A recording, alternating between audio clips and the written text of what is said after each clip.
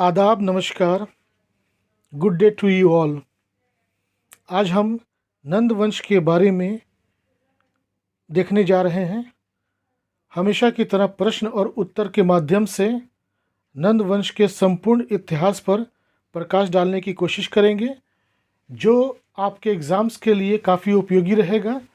ध्यान से वीडियो को सुनेंगे और किसी तरह का प्रश्न दिमाग में आता है तो कमेंट सेक्शन में ज़रूर लिखेंगे।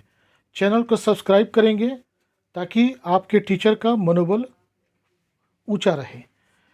भारत में राजवंशों की शुरुआत हम देखते हैं कि हर्यंक वंश से होती है, जिसमें बिंबिसार, अजातशत्रु और उदयन प्रमुख थे। और उसके ठीक बाद शिशुनाग वंश आता है, जिसमें उसके संस्थापक शिशुनाग और कालाशोक हैं। इसी कालाशोक को मारकर महापद्म नंद, जो जाति से एक नाई था लेकिन बहुत ही महत्वाकांक्षी, इसने 344 ईस्वी पूर्व में भारत में नंद वंश की स्थापना की। महापद्म नंद को उग्रसेन, एकराट तथा और भी कई दूसरे नामों से जाना जाता है। ये इसके शासनकाल में अष्टाध्यायी के रचयिता पाणिनि थे, जो इसके मित्र भी थे। महापद्म नंद की सबसे बड़ी उपलब्धि क्या थी कि उस समय मौजूद 16 महाजनपदों को इसने पराजित करके एक विशाल साम्राज्य की स्थापना की थी। आगे चलकर इसका पुत्र धनानंद मगध की गद्दी पर बैठा और इसी के समय में 326 ईस्वी पूर्व में भारत में सिकंदर का आक्रमण हुआ। लेकिन धनानंद की विशाल सेना को देखकर सिकंदर की सेना हतोत्साहित हो गई और बिना लड़े ही लौट गई। जहाँ तक साम्राज्य विस्तार का प्रश्न है, हम देखते हैं कि नंदों का जो साम्राज्य था वह उत्तर में हिमालय से लेकर दक्षिण में गोदावरी नदी तक तथा पश्चिम में सिंधु नदी से लेकर पूर्व में मगध तक फैला हुआ था। तो जहाँ तक साम्राज्य विस्तार और वर्षों की बात है, तो 344 ईस्वी पूर्व से लेकर और 324 ईस्वी पूर्व तक नंद का भारत में शासन रहा। और सच रूप में, वास्तविक रूप में ये एक महान बादशाह था, क्योंकि इसने जो परंपराएं दी वो आगे तक भी काफ़ी काम आई। प्रश्न उत्तर के माध्यम से हम देखते हैं नंद वंश के बारे में। हमारा पहला प्रश्न है, नंद वंश की स्थापना किसने की थी? नंद वंश की स्थापना महापद्म नंद ने की थी। ये शिशुनाग वंश के कालाशोक कर मारकर इसने ये स्थापना की थी। ठीक है। और जैसा कि मैंने अभी बताया कि इस वंश का अंतिम शासक धनानंद था, और जिसको चाणक्य की बेइज्जती इसने की थी, जिसकी वजह से चाणक्य ने चंद्रगुप्त मौर्य को लाकर उसे प्रशिक्षित करके और इसके वंश का समूल नाश ही कर दिया। नेक्स्ट प्रश्न है, भारत में केंद्रीय शासन पद्धति का जनक किसे कहा जाता है?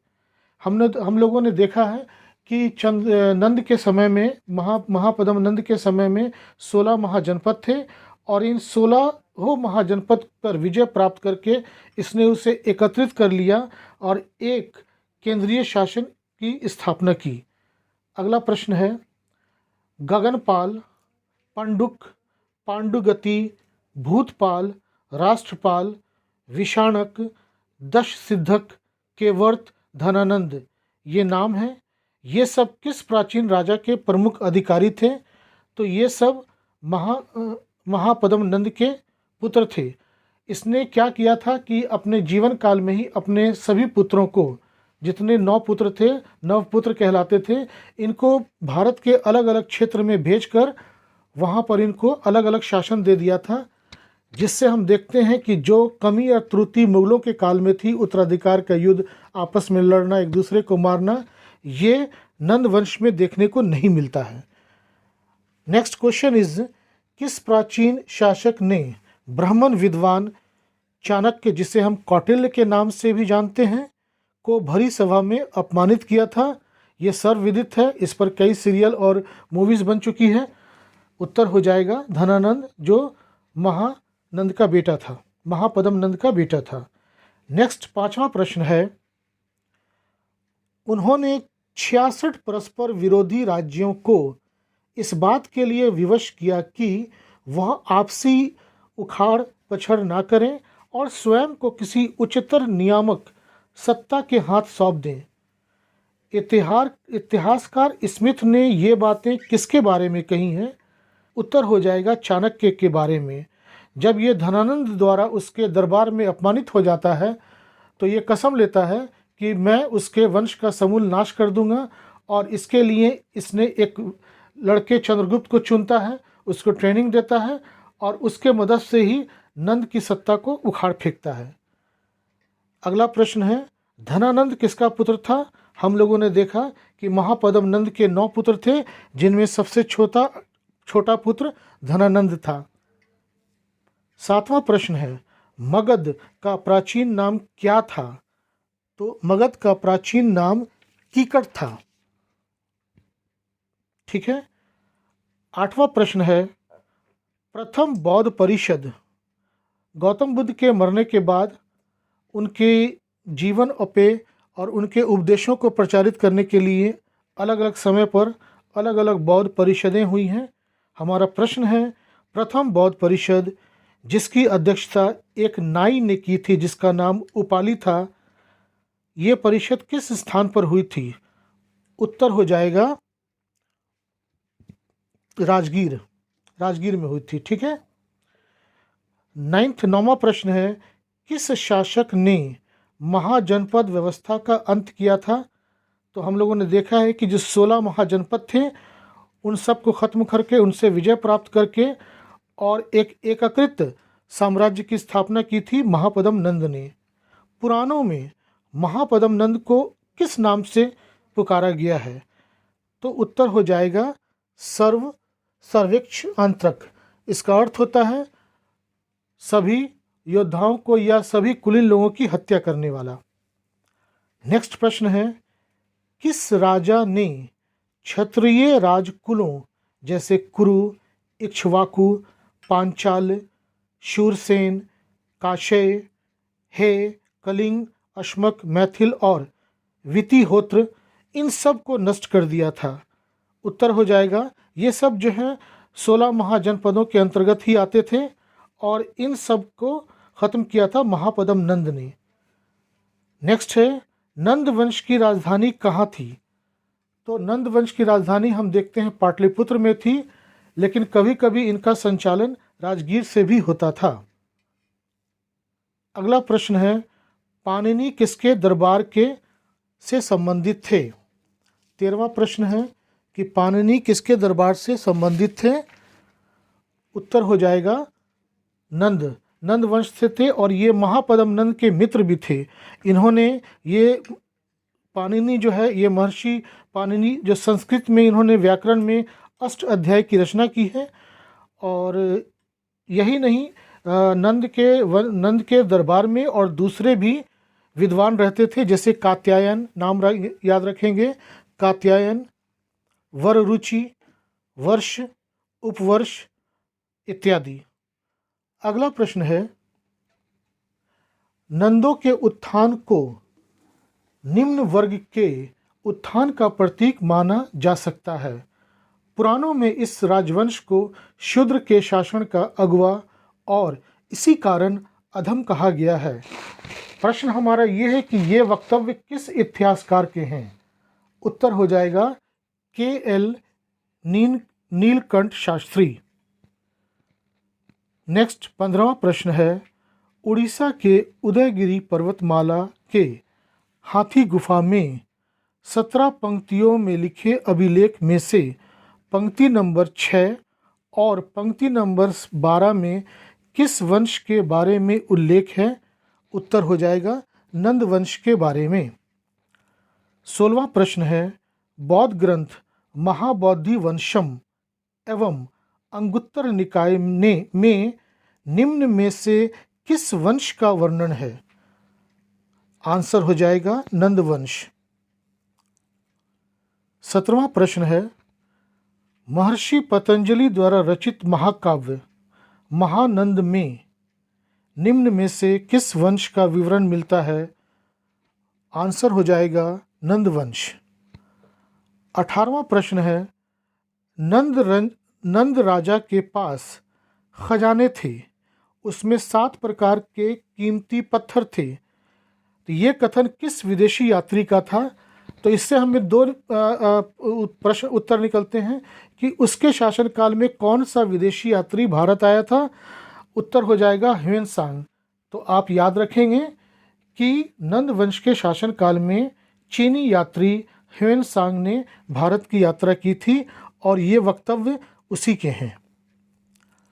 अगला 19वां प्रश्न है, जैन ग्रंथों में उग्रसेन, जिसे हम अग्रसेन के नाम से भी जानते हैं, और पुराणों में महाधिपति किसे कहा गया है? उत्तर हो जाएगा महापद्म नंद। असल में उस ज़माने की लिखित जानकारी बहुत ही कम है, कुछ लेखों में, कुछ अभिलेखों में, क्योंकि उस समय के जो इतिहासकार थे, दरबारी इतिहासकार, ऐसी परंपरा नंदों ने नहीं रखी थी। ना ही उन्होंने बड़ी बड़ी इमारतों की रचना की और ना ही अपने दरबार में चाटुकारिता करते वाले इतिहासकारों को रखा था। इसीलिए उनके इतिहास से हमें पाणिनि के और जैन, चूँकि वो जैन धर्म को मानने वाले थे, आगे हम देखेंगे कि जितने भी नंद वंश के राजा थे वो सब जैन धर्म को मानने वाले थे। नेक्स्ट 20वां प्रश्न है, मुद्रा राक्षस। बहुत ही महत्वपूर्ण ये नाटक है। मुद्रा राक्षस में वर्णित ब्राह्मण कौन थे जिसको नंद वंश के धनानंद ने अपमानित किया था? उत्तर हो जाएगा चाणक्य। ठीक है दोस्तों, उम्मीद करते हैं कि हमारा ये लेक्चर आपको पसंद आ रहा होगा। मैंने बहुत मेहनत की है ताकि आपको ज़्यादा से ज़्यादा इन्फॉर्मेशन आप तक पहुंचा सकें और आपके परीक्षा में, आपके सफलता में थोड़ा सा मेरा भी योगदान हो जाए। आपसे हमें यही उम्मीद है कि आप हमारे चैनल को सब्सक्राइब करें, दोस्तों में इसका प्रचारित करें। अगला प्रश्न जो हम देखते हैं कि जैन ग्रंथों में अगला प्रश्न हमारा 21वां प्रश्न हो जाएगा और यह है कि इतिहासकार कार्टियस के अनुसार किस प्राचीन राजा के पास उसकी सेना में 20,000 घुड़सवार, 2 लाख पैदल, 2,000 रथ एवं 300 हाथी थे? ये मैंने इतिहासकार का नाम क्यों दिया है, क्योंकि ये थोड़ा सा विरोधाभास है। कोई कुछ बताता है संख्या, कोई कुछ बताता है, लेकिन जो कार्टियस ने संख्या बताई है उसको मैंने यहाँ पर वर्णित किया है। उत्तर हो जाएगा महापद्म नंद। तो महापद्म नंद के पास बहुत ही विशाल सेना थी। इतनी विशाल सेना को रखने का मतलब है कि उसकी अर्थव्यवस्था, शासन व्यवस्था, शासन पे उसकी पकड़ काफ़ी मजबूत रही होगी। अन्यथा कोई भी साम्राज्य, कोई भी राजा, खासकर उस समय जब ये सारी व्यवस्थाएं शुरू हो रही थी, इतनी विशाल सेना को मैनेज नहीं कर सकता है। अगला प्रश्न है, सम्राट महापद्म नंद के समय भारत में कितने महाजनपद थे? शुरू से हम देखते आ रहे हैं कि 16 महाजनपद थे, जिनको एकत्रित करके उसने एक सिंगल साम्राज्य की स्थापना की थी। यहाँ पर नीचे मैंने उन महाजनपदों का नाम दे दिया है। कभी कभी एग्जाम्स में आता है कि इनमें से कौन 16 महाजनपदों में से नहीं था। तो आप जब तक इसको याद नहीं रखेंगे, इस तरह के प्रश्न का उत्तर नहीं दे सकते हैं। एग्ज़ाम्स काफ़ी कॉम्पिटिटिव और टफ होता जा रहा है, बहुत स्टिफ होता जा रहा है। ठीक है, इसलिए आपकी तैयारी भी उसी तरह से मजबूत होनी चाहिए। नंबर ऑफ़ कैंडिडेट्स बढ़ रहे हैं, कंपटीशन बढ़ रहा है, उनके पास साधन बढ़ रहे हैं। ठीक है, जो लोग बहुत पैसा वाले हैं, 5-5, 10-10 टीचर को रख के पढ़ा रहे हैं, जो लोग बेचारे गरीब हैं, उनके पास साधन नहीं है, संसाधन नहीं है, तो मैं उनके साथ खड़ा हुआ हूँ। आपको हमसे जो भी मदद चाहिए, कमेंट सेक्शन में आकर हमसे बात कर सकते हैं। तो जो 16 महाजनपद थे वो नीचे इस तरह से दिए हुए हैं: काशी, कौशल, वज्जी, मल, छेदी, वत्स, अंग, मगध, अवंती, कुरु, पांचाल, गांधार, कंबोज, शूरसेन, अश्मक और मत्स्य। तो आपसे अनुरोध है कि आप इन सभी 16 महाजनपदों के नाम को और इनकी तात्कालिक राजधानियों के नाम भी याद कर लेंगे, क्योंकि एग्ज़ाम्स में कभी कभी राजधानी के बारे में भी पूछा जाता है कि पार्टिकुलर राजधानी क्या होगी उस जगह की, समझे। अगला प्रश्न है जो 23वां प्रश्न हो जाएगा हमारा कि कलिंग के तनसुली नहर का निर्माण किसने करवाया था? ने करवाया था तो नंद वंश के शासकों में। सोच लीजिए उनकी बुद्धि कितनी तीव्र थी कि उस ज़माने में, आज से 2500 साल पहले की हम बात कर रहे हैं, कि उस ज़माने में भी नहरों का निर्माण किया जाता था ताकि सिंचाई की व्यवस्था हो सके और ज़्यादा से ज़्यादा अन्न की उपज हो सके। 24वां प्रश्न है, नंद वंश के समय भारत में कौन सा स्थान शिक्षा एवं साहित्य का एक प्रमुख केंद्र था? तो पाटलिपुत्र। और शिक्षा को बढ़ावा देने के लिए महापद्म नंद ने अपने मित्र पाणिनि को इसकी जिम्मेदारी दी हुई थी। उस ज़माने में बहुत से साहित्यकार लोग इसके शरण में आके पढ़ते थे। ठीक है, अगला प्रश्न है, महापद्म नंद की मृत्यु के बाद, मैं संस्थापक महापद्म नंद या अग्रसेन की बात कर रहा हूँ, महापद्म नंद की मृत्यु के बाद 326 ईस्वी पूर्व में उसके 9 पुत्रों में से कौन मगध की गद्दी पर विराजमान हुआ था? तो उत्तर हो जाएगा धनानंद। धनानंद उसका सबसे छोटा बेटा था, लेकिन और भी जो दूसरे पुत्र थे वो इतने विशाल साम्राज्य के अलग अलग हिस्सों में शासन चला रहे थे। इससे ये हुआ कि जब पिता की मृत्यु हुई महापद्म नंद की, तो उनके बीच सत्ता को लेकर संघर्ष नहीं हुआ, उत्तराधिकार का संघर्ष नहीं हुआ, और ये उसकी महापद्म नंद की बुद्धिमत्ता का परिचायक है। 26 में हम देखते हैं कि धनानंद की माता का नाम क्या था? उत्तर हो जाएगा महानंदिनी।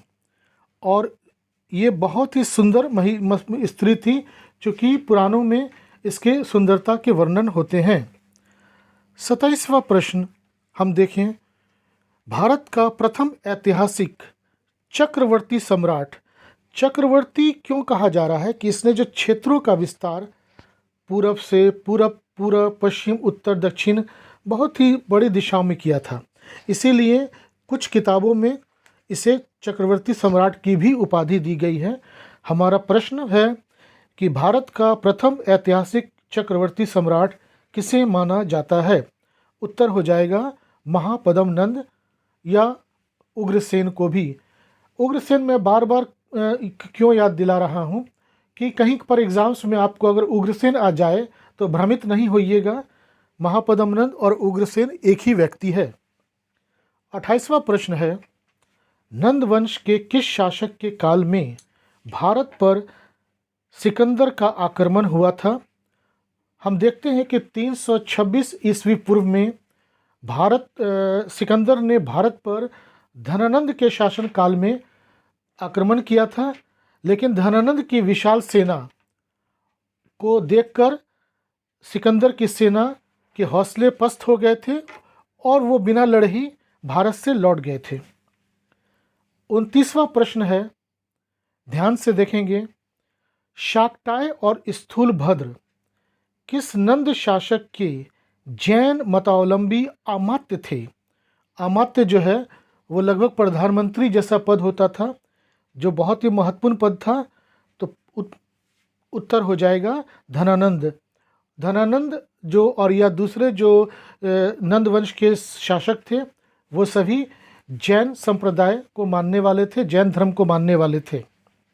अगला 30वां प्रश्न हो जाएगा, नंद वंश से ठीक पहले भारत में किस वंश का शासन था?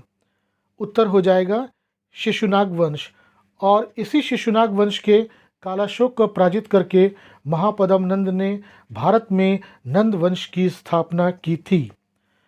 31वां प्रश्न हो जाएगा कि नंद वंश के किस शासक को लालची और धन संग्राही कहा जाता है?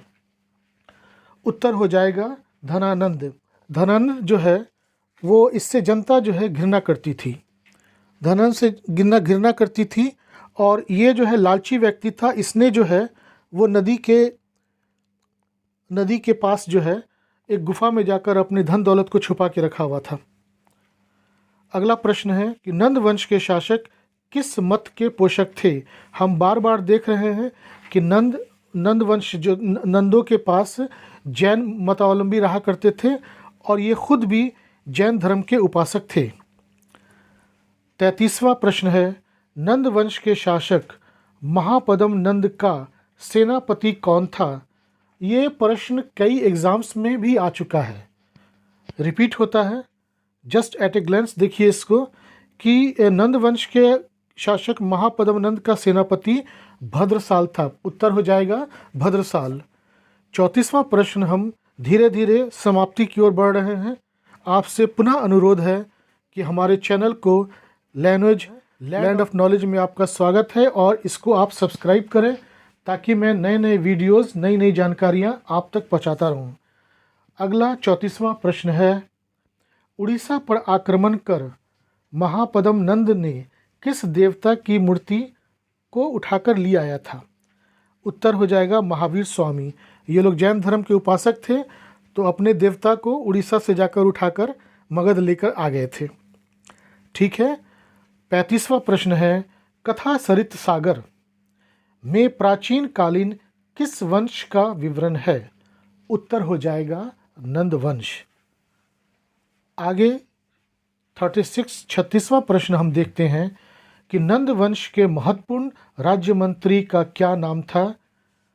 जैसा कि हमने देखा है अमात्य के बारे में, उसी तरह से ये है राज्य मंत्री और इसका नाम राक्षस था।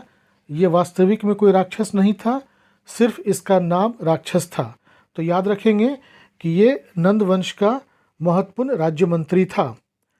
37वें प्रश्न की ओर बढ़ते हैं। नंद वंश के शासकों ने मगधी भाषा को छोड़कर, असल में जो मगधी भाषा थी वो कुछ ही क्षेत्रों में बोली जाती थी उस ज़माने में भी, तो महापदम नंद ने ये सोचा कि क्यों ना एक ऐसी भाषा हो जो हमारे पूरे साम्राज्य में लोगों के द्वारा बोली जाए, क्योंकि भाषा जो है एक दूसरे को करीब लाने का, सानिध्य लाने का बहुत बड़ा माध्यम होता है। जैसा कि हम आज के ज़माने में देखते हैं कि इंग्लिश जो है वो एक इंटरनेशनल लैंग्वेज बन गई है, लिंक लैंग्वेज बन गई है। तो प्रश्न हमारा था कि नंद वंश के शासकों ने मगधी भाषा को छोड़कर और कौन सी भाषा को विकसित किया जो जनसाधारण की भाषा बनी। उत्तर हो जाएगा संस्कृत। हमारे लिए संस्कृत को पढ़ना और बोलना कठिन है, लेकिन ये उस ज़माने की लोक भाषा बन गई थी, मदर टंग हो गई थी, इसलिए वो आसानी से संस्कृत में बातचीत करते थे और लेखन पाठन करते थे। और 30वां प्रश्न हो जाएगा, नंद वंश के किस शासक को मगध की जनता घृणा की दृष्टि से देखती थी। उत्तर हो जाएगा धनानंद। ये धन लोलुप व्यक्ति था। जनता, जिस तरह इसके पिताजी महापदम नंद ने लोगों के विकास, जनता के विकास के लिए कार्य किया, वो इस तरह का बेटा उसका धनानंद नहीं था। वो सिर्फ स्वयं में जीने वाला इंसान था। ज़्यादा से ज़्यादा पैसे, जाने क्यों क्या करना चाहता था, ज़्यादा से ज़्यादा पैसे एकत्रित करता था। उसने जनता की भलाई के लिए कुछ नहीं किया और इसी का नतीजा था कि यहाँ उसके धनानंद के आते आते मगध साम्राज्य कमज़ोर पड़ गया और आसानी से चंद्रगुप्त मौर्य इसको हराकर एक नए मौर्य वंश की स्थापना कर देता है। 39वां क्वेश्चन है, नंद वंश में महाशिला कंटक और रथ मुसल किस चीज़ का नाम था। उत्तर हो जाएगा अस्त्र शस्त्र। उस ज़माने में पटना और उसके आसपास, यानी कि बिहार के आसपास के क्षेत्रों में सोने की लोहे की खदानें थीं और यहाँ पर काफ़ी समृद्ध उत्तम क्वालिटी का लोहा पाया जाता था, जिससे कि अस्त्र शस्त्र बनाने में आसानी होती थी। क्योंकि उसके पास जब 2 लाख की विशाल सेना थी, तो इतनी बड़ी विशाल सेना को चलाने के लिए उनको अस्त्र शस्त्र भी ज़रूरत पड़ती थी, जो हमें मगध क्षेत्र से प्राप्त होती थी। हमारा 40वां और अंतिम, last but not the least question is, Nanda वंश के शासक धनानंद को पराजित करके किसने भारत में मौर्य वंश की नींव डाली? उत्तर हो जाएगा चंद्रगुप्त मौर्य, और इसका बहुत बड़ा सहायक था चाणक्य, कौटिल्य, विष्णुगुप्त। ये एक ही व्यक्ति हैं। अपने अपमान का कितने हिसाब से उसने बदला लिया कि पूरे साम्राज्य को, पूरे वंश का ही समूल नाश कर दिया। और धनानंद के बाद नंद वंश कहाँ गया, इतिहास के किस कोने में, काल के किस कोने में समा गया, पता ही नहीं है। आगे के अध्याय में हम लोग मौर्य वंश के बारे में देखेंगे, और मेरा तो विचार है कि अलग से हम चाणक्य के बारे में भी देखेंगे। तो हो सकता है आपको अगला वीडियो हमारा या तो चाणक्य के ऊपर मिले, उसके व्यक्तित्व के बारे में, उसके इतिहास के बारे में, और नहीं तो फिर चंद्रगुप्त मौर्य के बारे में। वीडियो देखने के लिए, हमारे साथ बने रहने के लिए आपका बहुत बहुत बहुत शुक्रिया। और please subscribe the channel, it boost the moral of a teacher.